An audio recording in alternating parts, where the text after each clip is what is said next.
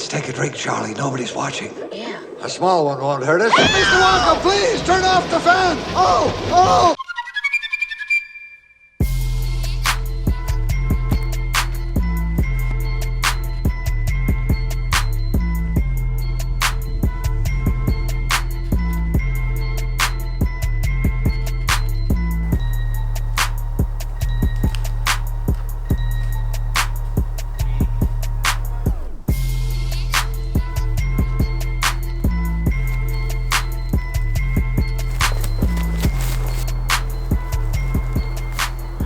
So I'm sad to report that with the response to the new Wonka video, I've been forced into hiding in the woods. Currently we're sitting at about a 6% dislike ratio on the video, and I just can't handle that level of negativity. So with the joke that I made in the video about deleting comments, a lot of people have got this impression that that's something that I do a lot. The thing is that I actually tend not to moderate my comment section that much.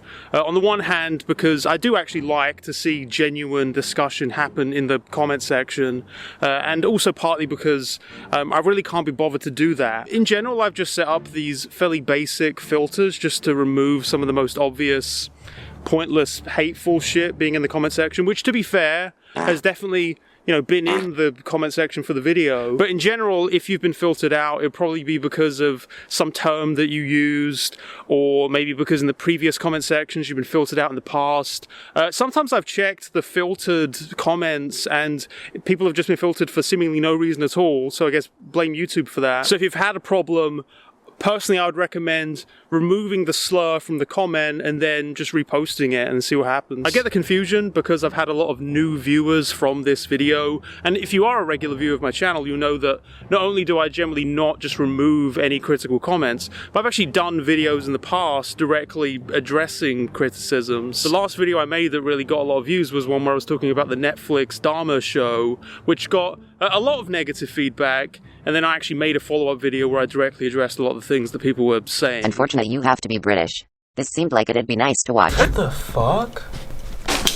And I'm gonna do that now also here, and I'm actually gonna go a step further because I'm also going to grade the criticisms using a tier list. And I wanted to start with what I consider to be... Birds aren't real, those are cameras. So I've had a weirdly large amount of comments unhappy about my use of whitewashing as a term in the video. Whitewashed. And maybe not in the kind of criticism that you would expect. The moment you said whitewashed, I immediately clicked off this BS. It's sad because you had some good things to say, but I'm just sick of any and all things woke. It repulses me. You should try to keep that shit toward the end to accommodate for all consumers and get max revenue. When I talk about the whitewashing of the Wonka story in the video, I'm using it in its typical definition. The idea of taking this material that had these more questionable elements to them, these elements that maybe constitute some kind of commentary, or at least are things that could be commented on. Basically taking any piece of creative material that could have elements that could be seen as problematic and then sort of cleaning away any edgy or dark elements to the thing. And, you know, you can see why that applies to what I'm talking about. I talk a lot about the Gene Wilder depiction of Wonka, who I think represented a lot of that interesting moral ambiguity, a little bit of complexity, considering the type of character that he was playing. You lose! Good day, sir! Compared to what we've been shown so far of the Timothée Chalamet depiction. My name is Willy Wonka. You could change her life, Mr. Wonka. Change all their lives. Every good thing in this world started with a dream. Now, I've been told that my use of the term whitewashing in the video was woke. I guess the idea is that maybe by saying whitewashing, I was talking about the fact that Willy Wonka was white. People that have watched the video might be a bit confused by that because of the fact that in the video, I don't actually mention Willy Wonka being white. In fact, even when I make my own recommendations for people who I think should play Wonka, I end up saying to people who are white. There's actually no reference at any point in the video to the racial makeup of the new film. I guess if I was to talk about the racial component of the film, I would say something like, I think it's a kind of whitewashing to have this black CEO character in a film that seems like it's set in like the early 1900s, you know, black cop characters. That in a way seems like a whitewashing of history in the name of this very cleaned up narrative. Again, using the regular way that people would talk about whitewashing. I do understand that people have used the term whitewashing to talk about the practice that was common up until the last few years of Hollywood taking non-white characters and just hiring white actors to play them. But I feel like it's just very clearly not the thing being referred to in the video. And I do feel like if you just heard the word white and then thought that I was criticizing white people, maybe you have worms in your brains. And I've heard that recently that's become a real issue. So, you know, I would say get checked. I'm also being mindful of the fact that as the video is being sent to more people, I've noticed that while the amount of people clicking on the video has stayed the same, the average view duration has gone down. So I am literally talking about oftentimes people that have come into the video and then not really waited that long into it to give their take. And I get that. I'm a career hater. And I've had plenty of times where I've gotten like the gist of what someone's saying and then immediately wanted to give my opinion on it. But there's going to be times in this video where I say stuff like, well, I actually talk about that in the video. If you haven't watched that far, I guess you wouldn't know. I get it. I'm here for you. I'm just chilling and vibing in the woods where I live now.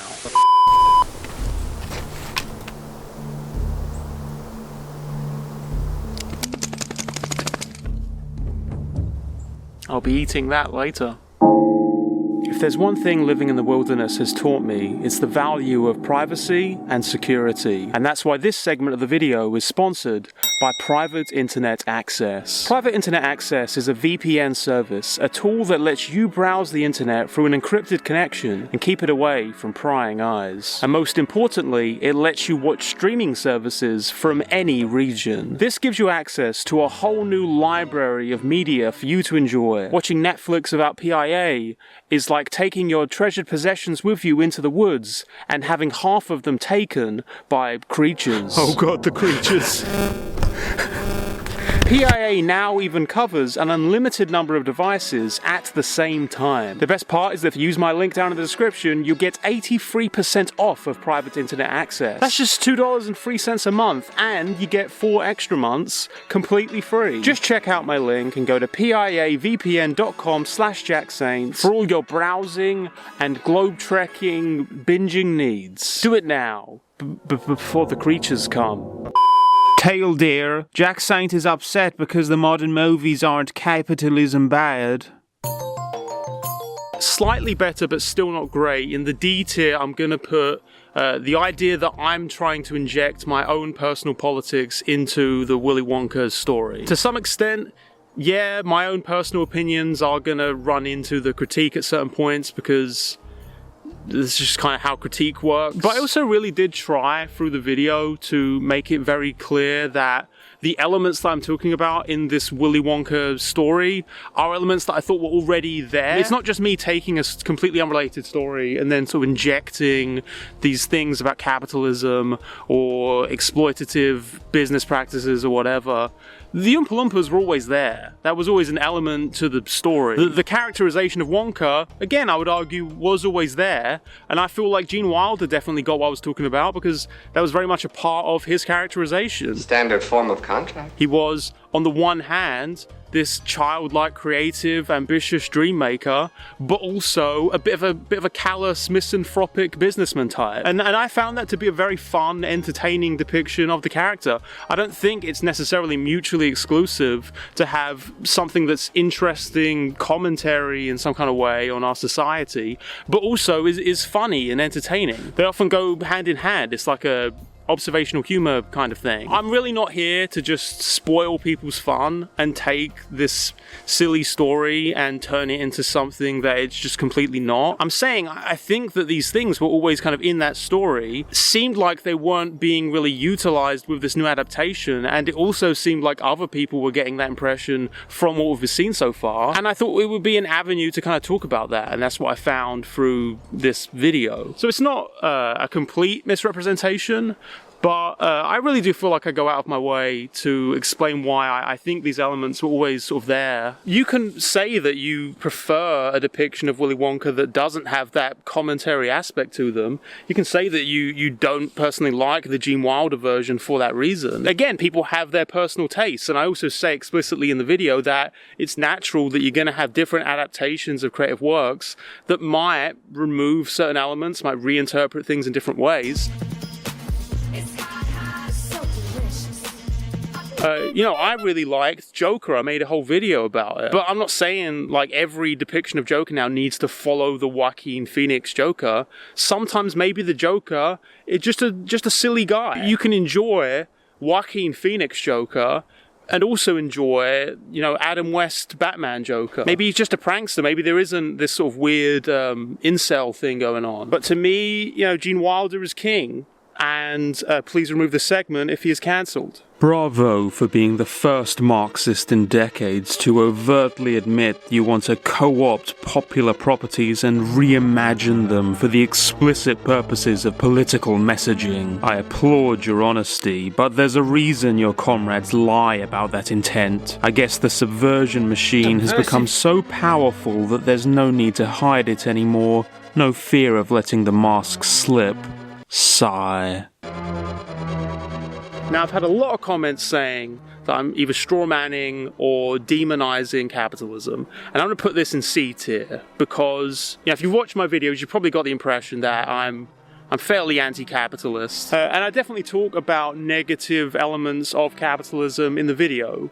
I get that. But on the other hand, I really feel like in this video specifically, I gave probably the most even-handed discussion of capitalism that I think I've ever done in a video. In a lot of ways, it's the whole reason that I use Willy Wonka as an avenue to talk about it, because I do think he is a representation of the mixed feelings that you would have. I talk about it as a contradiction. This man is a capitalist, but on the other hand, he's also a dream maker. He is this person of incredible ambition and creativity, looking to turn the things that he creates into this mass-produced global reality. On some level, I do think you are supposed to admire the spirit of it and the potential. For a lot of people, capitalism represents this kind of creative ambition, the idea that you can take all these luxury items and consumer goods and turn them into these big global industries. You know, it's great that kids all around the world can enjoy their candies, but, and I really don't think it's that much of a controversial statement to say this, there are negative elements to it. There is a lot of exploitation, there is a lot of people being taken advantage of and often left behind within that industry. Especially if we're talking about capitalism in the context that Roald Dahl was talking about it, you know, early 1900s factory work. Yeah, there's exploitation that happens. It's a part of that story. The Oompa Loompas. The Oompa Loompas are all, the Oompa Loompas are right there. And I definitely don't think we can say we're at the point where this kind of labor exploitation isn't happening anymore. It's the reason that there's all of these protests and strikes currently going on. It's the reason that I thought that it was still something sort of relevant, or at least interesting, to talk about through a story like this. The reason that I used the phrase contradiction, because it is a positive and a negative that are very much interwoven, giving people what they want at the expense of the things that they need. And I know also that some people have taken issue with the idea that I am talking about needs. They've said that needs are like an authoritarian thing. And I just think that that's a bit silly. I don't think that we can reduce everything to just wants. I don't think that people who are homeless are just that way because they decided they didn't want to have homes enough. Humans have needs, and in a functioning society, those basic needs would be filled. And when I'm talking about Willy Wonka in that context, and that's what Willy Wonka does. He excludes these workers. He turns his local community into this slum. Were you one of those despicable spies who every day tried to steal my life's work and sell it to those parasitic copycat candy-making cads? No, sir. and wonderful. Welcome back. But on the other hand, he produces all these goods that are beloved by children all around the world. He is the contradiction, and I think that's why he's a good character to use if you wanted to talk about that. He isn't just a villain. In the same way you can't just demonize capitalism, you can't just play Wonka like he's just an outright villain. He is a man of mystery. He's a man of moral greys, and I think that was something that was written into the original book, and I think that's something that's generally been in the movies as well. Bro wanted to trash Mr. Beast so bad. I recreated Willy Wonka's chocolate factory. Okay, the idea that in the video I'm demonizing Mr. Beast, or that I hate Mr. Beast, D-tier criticism. I get it in the sense that I also talk about Elon Musk, who I do quite dislike. But in the segment where I'm talking about Mr. Beast, I'm pretty sure that I explicitly say that I think he's a good person trying to do good things and make the world a better place. By all accounts, Mr. Beast does not seem like a bad guy at all. And he has made efforts to use his platform for positive causes. In the same way, Wonka as a character is not typically just a villain. I don't know how I could spell it out more clearly that I'm not just trying to demonize him as a person. In fact, the context that I bring him up is when I'm talking about how Wonka as a character has also always had these more charitable elements to him. At the end of the day, he is offering a lifetime supply of chocolate to these kids. He does want to make this everlasting gobstopper so poor kids get to have a candy that lasts forever. These are good things that this man is doing. And I think you could capture that charitable spirit in this kind of Mr. Beastie depiction. Something you wouldn't necessarily have if you just want to depict him as a sort of callous businessman, which is really the alternative. Sorry, I had to move, government found me. And I think the Mr. Beast Wonka parallels are both obvious and interesting. Two figures who, in their own silly, spectacular way, are trying to do good in the world. And again, considering how much kids now want to be influencers, how many kids aspire to be someone like Mr. Beast, if you're going to do a Wonka adaptation that maybe addressed those sorts of things, I don't think it would necessarily be ill-fitting for that kind of character. So no, I don't really think that I was talking about Mr. Beast in a particularly negative context. I was more talking about sort of charity and philanthropy in general and why people do take issues with that. I think when people do have these big spheres of influence, people can get kind of caught up in their feelings when it comes to criticisms of the industries that they're a part of. Yeah, on an individual level, charity is good. It's a nice thing to do. Usually it's also an indication of a thing in society that is not being fixed. Like food banks. Food banks were an emergency measure for people in sort of desperate times. Food banks were never meant to be the main way that anyone gets their basic necessities fulfilled. And you can say that without saying it's like a bad thing when people are given food when they need it. And, you know, in the same way you could use Mr. Beast as an interesting way to get into that, you could use Wonka as an interesting way to get into that, because in the same way you shouldn't really expect a YouTube influencer to be fulfilling the basic necessities of needy people, you shouldn't really be expecting the chocolate man to get all of these people out of poverty. It's not the responsibility of the chocolate man to do that. And yet, on the other hand, it literally is. Because when you are the chocolate man, with great power comes great responsibility. That's always been a part of the Willy Wonka story. It's a canon event. D-tier criticism. Mr. Beast is my best friend, and that's why he's going to be sending me $100,000. Please? All I see these days is bigotry towards successful people. I actually just wrote something for this because I'm not that big-brained right now. Yes, I think Elon Musk is bad. I think he's a megalomaniac and a fraud who takes credit for the work of others, hides the exploitation he has benefited from, and takes advantage of a population desperate for hope to sell them bad ideas while spreading constant disinformation and propping up literally anyone who uncritically supports him, to the point where he's turned aside that, while flawed, was a space where genuine conversation could take place, and turned it into a pay-to-win spectacle within his own cult fandom. I didn't know that there was a way to somehow make Twitter worse. Now, all this said, I was conscious of the fact that I wasn't just going to make the whole video about why Elon Musk bad. You know, that's already something that people have criticized me for. So I wasn't going to get super into every reason I don't like the guy. On the other hand, I've also done another video that is specifically about Elon Musk. So if you did want me to get more into the reasons why I think he represents a lot of bad things in our society,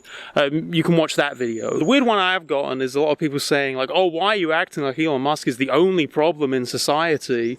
Why aren't you talking about all these other billionaires? Why aren't you talking about Jeff Bezos and Bill Gates? Which is weird because Jeff Bezos and Bill Gates are both also referenced in the video. And it's also strange because at the start and the end of the video, I talk about the Hollywood writers and actors strikes, which also obviously represent a problem I think exists within the industry, and also has very little to do with Elon Musk. So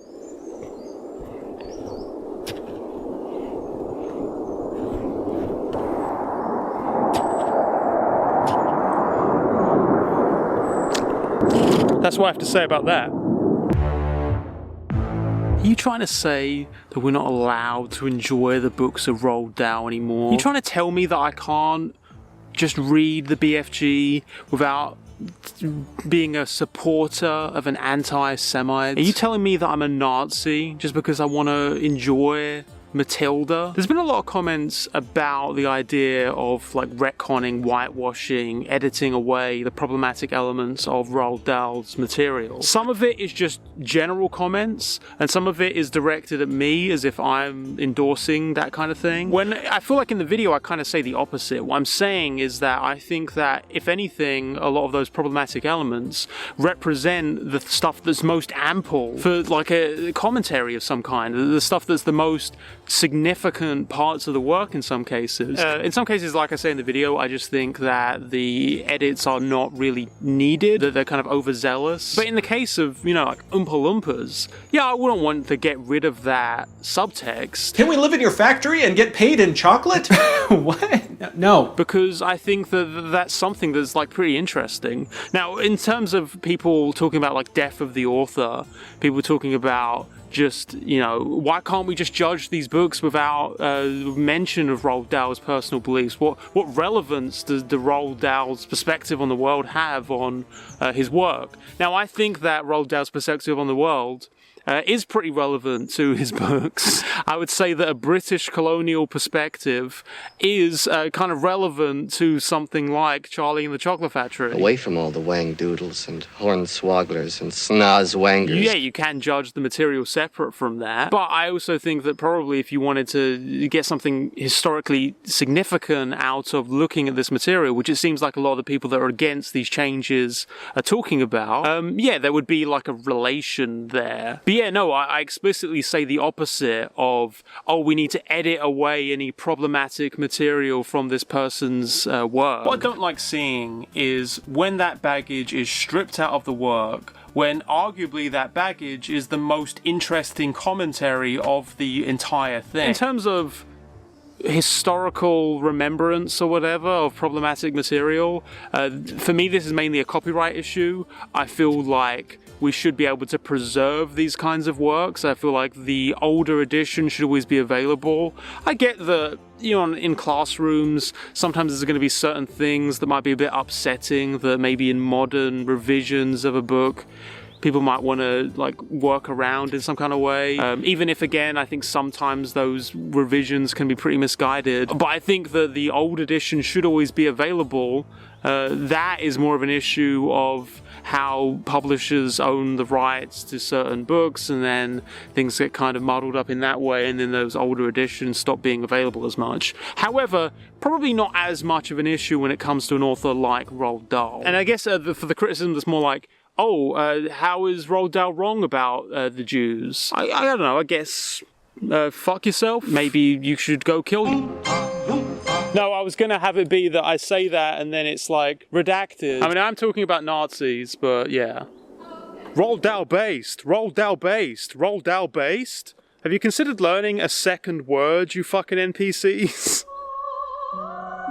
the last like big one that I really wanted to cover was people saying, why is this video needed? The film isn't even out yet, and aren't you kind of preempting the criticism by talking about it now when the thing isn't even really out to be judged? Now, I do consider this like to be a very valid criticism because it's something that I was thinking about a lot when I thought about making this video. I am generally apprehensive about judging material based off of trailers. I definitely understand people being a little bit concerned about that because you do get these videos that are like just 30 minutes long and it's just them watching the trailer and then pausing every 5 seconds to talk about how much it sucks. But for me, over the course of thinking about this video and working on this video, I found that more than anything else, the reaction to this trailer was more just an interesting avenue to talk about Willy Wonka and Charlie and the Chocolate Factory and Roald Dahl in general in a more interesting way than to just like shit all over this trailer. To use the reaction as an avenue to talk about these other things, which is why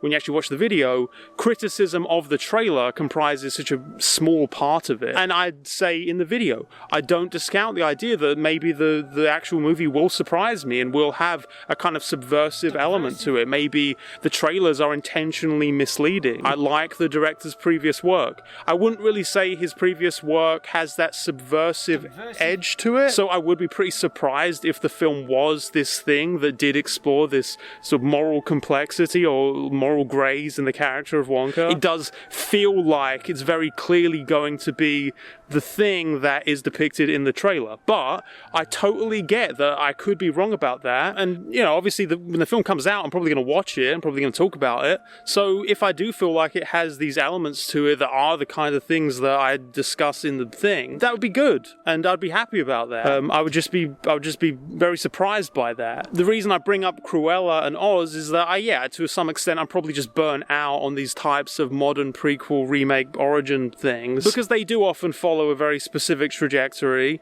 and it really seems like this movie is also going to follow that, but I've been wrong before. Yeah, maybe it could be good. So I consider that pretty valid. I get where the concern is coming from, and you know, I hope that the film does end up being this more interesting thing that I talk about in the video. And finally, me using the wrong filters in the video. S-tier criticism. The lights in the attic are very orange, and I did forget to put the right filter on to make me look less orange, which is why in the video I look kind of like a combination of Adam Warlock and an Oompa Loompa. Nothing I can say about that really. I think it does look a little bit weird. All I can really do is learn to grow and change as a person.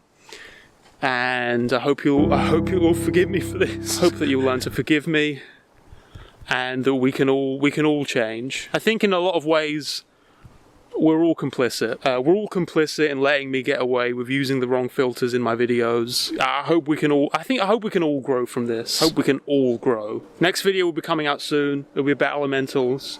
Notice we've had a lot of new viewers, but not a lot of new patrons. So if you do like the videos, just consider it, a couple of bucks, maybe even one buck. But if not, that's fine too. Also to the idea that I shouldn't have said the evil within is bad, because actually the evil within is good. I disagree, actually. I definitely think it's bad. And I did now play the evil within 2, and I think it's slightly better. I would say that the evil within 1 is kind of like eating a really sour candy, where I guess I can understand how it could appeal to some people, but for me it was very off-putting as an experience. Whereas the Evil Within 2 is kind of like eating a bag of ready salted chips. Just, you know, totally fine experience. Not necessarily anything that jumped out as like, oh my god, this is amazing, but a fine experience. Nothing to complain about. Hey, check out these slugs. They've been fucking. Slugs gone wild.